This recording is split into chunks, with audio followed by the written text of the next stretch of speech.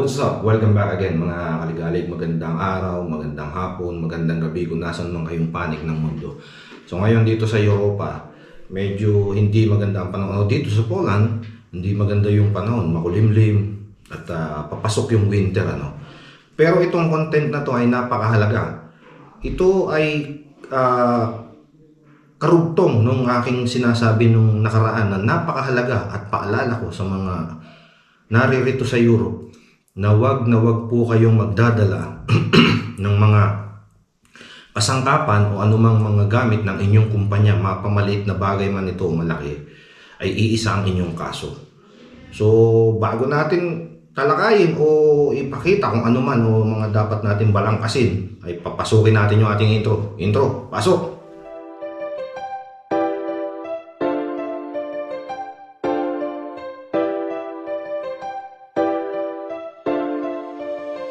Tara na at sumama, tara na at magala, kasama ang maligali. Kahit san man magpunta, kahit san ililibot, kayo ay iikot kahit saang sulok, basta makalimot. Mga kaligali, kasama kayo dito, kulitan at asaran, tawanan at mga biro. Tara at sumama, tara at magala, kasama ang ating maligali. Sumama ka dito. Ano, kamusta kayo? Tara sumama't manood, malilibang pa kayo. Pampatanggal ng pagod, galing sa trabaho. Magagandang lugar, ipapakita sa video. Mga kaligalig, tara sumama ka. So yun, welcome back again mga kaligalig. Meron tayong warm water. Pag umaga kasi warm water lang ako. Tapos once a day na lang tayo kumakain. Nagdadayit-dayitan tayo eh. Masarap. So anyway, patungkol doon sa sinasabi ko meron pong tumugon. May tumugon na tatlong manggagawa o OFW na nanggaling dito sa Poland or nandito pa sila sa Poland, whatever. Galing sila rito ng Poland. Tapos napanood nila yung aking content na maaari silang kasuhan ng kanilang kumpanya kung kayo po ay kumuha ng mga kanilang mga gamit at ano man po iyon ay tawag dito, liliit ang inyong mundo dito sa Europe dahil hahabulin kayo talaga ng inyong mga previous company kung kayo ay nagdala ng kanilang mga gamit. So meron pong tatlong tumugon at ako ay kanilang binigyan ng private message at nag-usap kami. Binalangkas namin unti-unti o isa-isa yung mga kakaharapin nilang problema. At minarapat po nila na sa inyong lingkod ipadala yung kanilang mga nakuhang gamit, which is hindi naman po interest. So hindi naman nila interest na kunin. Kaya lang nung umalis sila, dahil ito yung kanilang mga PPA, ay naisip nila na maaaring maging problema rin nila in the future dahil sa ngayon ay naglalakad sila ng kanilang mga TRC at lumipat sila ng kumpanya. So now itong previous company ay nawalan ng empleyado dahil nga po sila ay lumipat. Natural, magagalit po iyon dahil nakulangan sila ng mga tauhan at yung kanilang production ay maaaring mapinsala, lalo na ito ay tatlo. So ako po ay binigyan nila ng pahintulot upang makipag-ugnayan sa kanilang employer at ako mismo ang tatawag dito, mag-checklist nitong kanilang mga isinole kapag dating sa kumpanya. So ito po, napapakita ko po sa inyo, naka-box pa po. At ipinadala nila ito sa akin, ito po yung aking pangalan. At hindi ko na ipapakita yung kanilang mga pangalan. So pinadala nila through, hindi ko alam kung ano to, sa DHL o whatever. So tatlo, ito medyo magaan baka konti lang. Kasi according to sa usapan namin, meron ng ibang gamit na hindi naman niya nadala, naiwan na doon. So naiwan doon ngayon, halongkatin na lang natin o kakausapin ko si employer kung nandoon nga. Tapos itong iba mabigat. Ito po mabigat to. Ayan, pinadala. Wow. Actually wala na po sila rito sa Poland pala.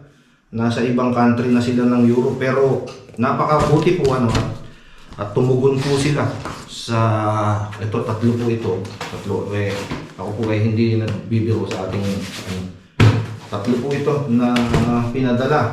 Kaya ako po ay lubos na nagpapasalamat dahil meron nga pong ganitong OFW na mas iniisip niya yung kanyang kapakanan dito sa Europa, na mas tatagal siya kung siya ay walang magiging hadlang sa paglalakad ng mga dokumento upang sa gayon maging legal siya dito sa Europa sa kanyang pagtatrabaho at walang kumpanyang hahabol sa kanya.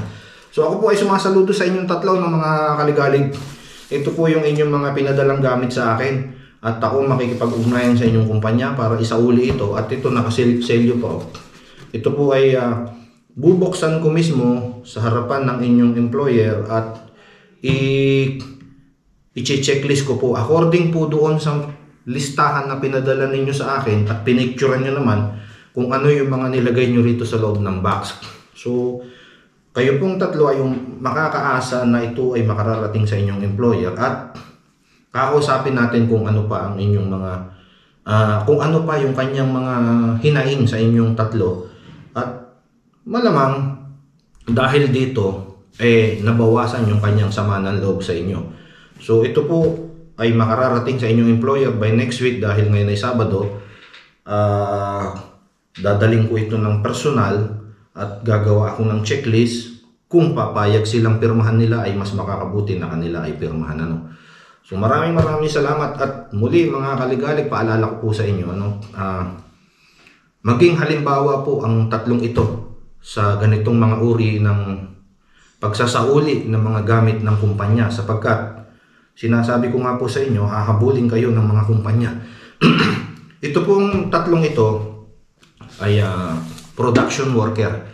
So meron pong iba, mga truck drivers, ay mas malaki yung kanilang kinaharap dahil medyo expensive yung mga nakuha nila sa kumpanya. So maaari po ninyo itong isauli kung kayo po ay naririto pa sa Europe, pero kung inyong mga naipabagahin na at kayo ay nakalipat na ng maayos na dokumentohan kayo, nakaligtas po kayo doon. Pero doon sa mga bago ngayon at tumangay kayo ng mga gamit ng truck o anuman, at yung iba pa ay nag-cash advance tapos lumipat, ay malaki pong kaso ang inyong kakaharapin. Sa ngayon po, meron akong nakaugnayang lawyer na ito yung kanyang hinahawakang kaso sa mga Pilipino.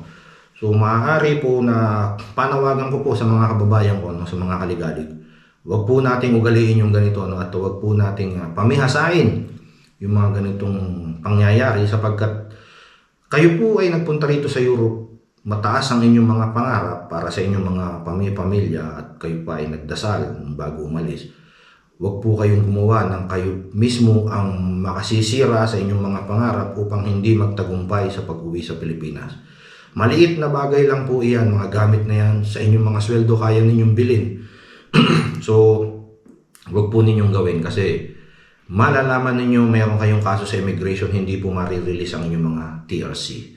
So maraming salamat puli mga kaligalig, at nawa maging gabay at patunay itong tatlong ito na halimbawa, at sumasaludo ako sa kanila dahil napanood nila yung aking content o ang aking vlog, ay nag-message sila at nag-usap kami, at dumating na nga po, kasi ito ay normal post lang po, hindi ito yung express, dahil siyempre mga production worker ito, hindi naman ito may pera na maayos na malaki para ura-uradang maipadala. So nag-usap kami siguro sa ngayon mga 1 linggo na, at ito ay natanggap ko na nga po kahapon. Actually wala ako rito kahapon dahil meron akong pinuntahan, at na masayang-masaya rin yung aking yung nilakad ko kahapon, sapagkat yung meron na po tayong 5 lisensyang na-release kahapon at naiabot ko na yung 2.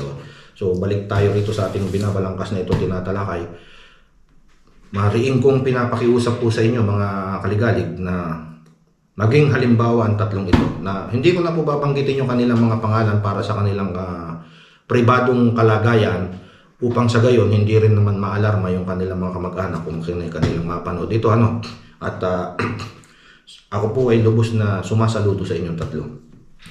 Tatlo po yan mga kaligalig, kung makikita nyo, sinauli nila. Ang alam ko, merong safety shoes ito, uniform, at saka iba pa ata, ID ng kumpanya o yung top key.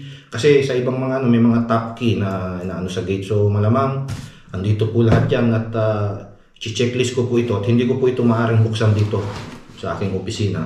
At ito ay bubuksan ko mismo sa harapan ng employer upang sa gayon maisoli natin ang tama. So hanggang sa muli mga kaligalig, paalam.